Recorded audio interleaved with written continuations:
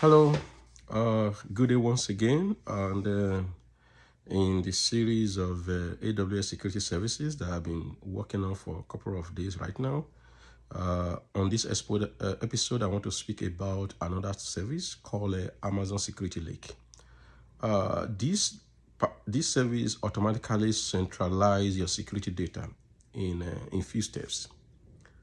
Now, for anyone that have experience with data lake, it's just a typical data lake where most data engineering works are done. It's like an ETL facility. Okay, so now when you look at this, but if you look at the way it's being branded, it says Amazon Security Lake. Okay, so Amazon Security Lake is an enterprise scale security data platform that automatically centralizes security logs from entire cloud environment, on-prem infrastructure, and third-party sales, application too, if there is any data you want to bring in. So, bottom line is that this security lake service allows you to onboard your security data from within AWS and even third parties. Centralizes that.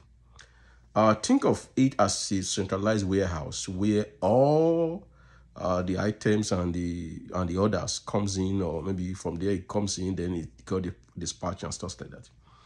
The core architectural injection, to consumption is this.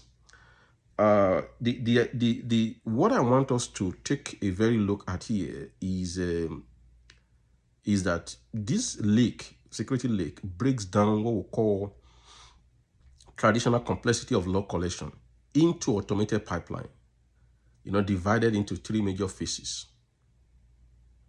Yes. So the sources, the consumer or the consumption, or those tools are very, very important. But let me talk about the sources here. Now, the source, the provider, Security Lake natively auto ingest log from core AWS telemetry streams. The source of information that is stored or ingested into Security Lake are from CloudTrail, VPC Flow Log, Route 53, EKS, and Security Hub. You can see the flow. That shows that when Inspector, Messi, or guard duty, they ingest their log into Security Hub. Now, Security Hub has to rely on the lake, to keep the humongous amount of security event data that is being generated across board. So custom third-party sources, you can use a structured API or Lambda-based ETL pipeline to feed in logs from on-premise Active Directory. Now, because we need, in an enterprise environment, security event management, incident and event management is a big thing, when it comes to your SOC workflow.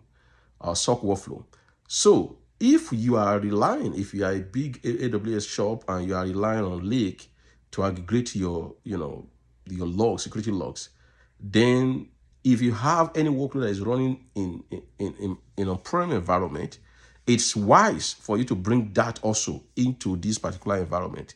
So what we are saying, the point I'm trying to make here is that you can bring in your third-party security data into this service, like Microsoft AD, Okta and stuff like that. If you have any maybe log or security log or event that you want to onboard into the system, the point I'm trying to make is that it allows you to do that. Now let's look at Amazon Security Lake core capabilities. One is that automated multi-source injection and OCSF standardization. When it comes to multi-source injection. I've explained that. That shows that it takes from VPC flow log, from security hub, from cloud tree. It takes from even from on-prem. You can do that. Now, when it comes to open cybersecurity schema framework, it's a standard of format of log that allows you to work across multiple, toolings. That is that if tomorrow you have to work across another tooling that is not security lake, you can move this data down there without any problem, without having to re-engineer that. Decouple data gravity via producer or subscriber architecture.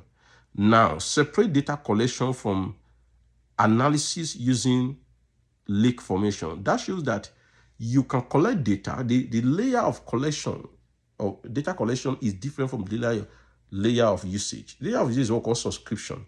That shows that there's some other services that can subscribe to the information gathered and stored in the lake. And this is two separate things, and that allows that decoupled nature of architecture. It produces a better performance and efficiency. Centralize across region.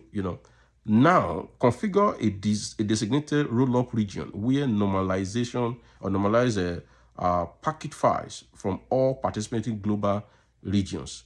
So now you can just use a single region to say, okay, this is our hotbed. This is where we put everything, and then you can gather all other sources from other regions.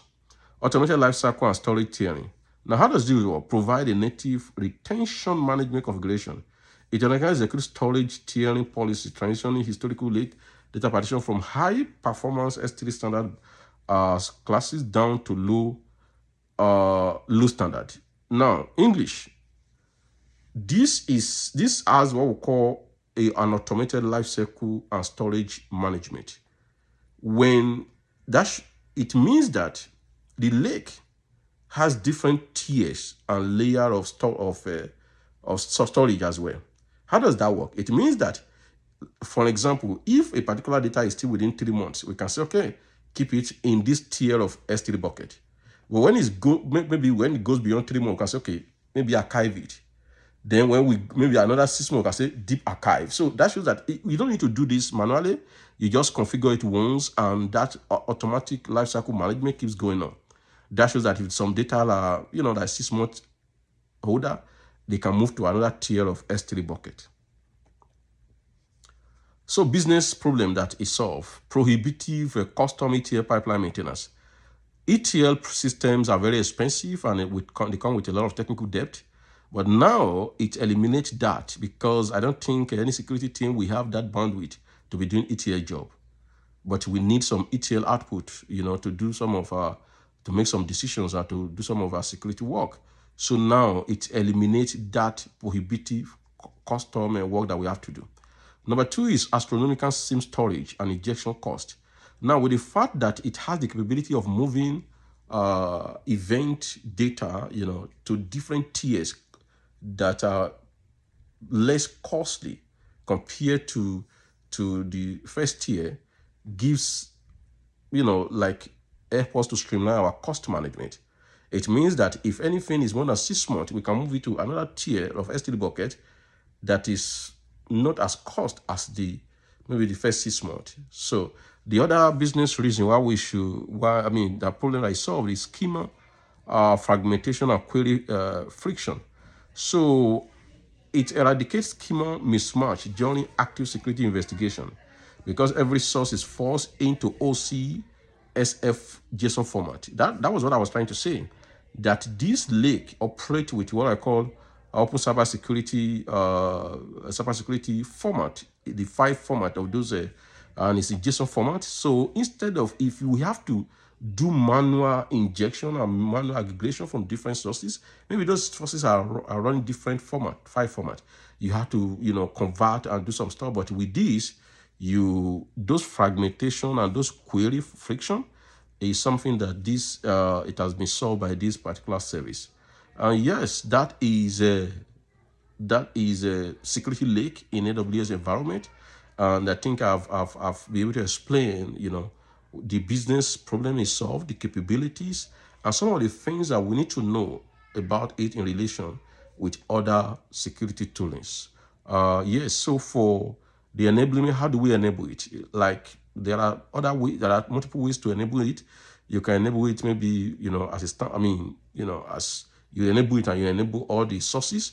At the same time, sometimes you have enabled the sources before you enable it. So either ways, I'm going to do a video, a hands-on video on how that should be done, do some explanation around it and post it at the bottom of this video. Thank you.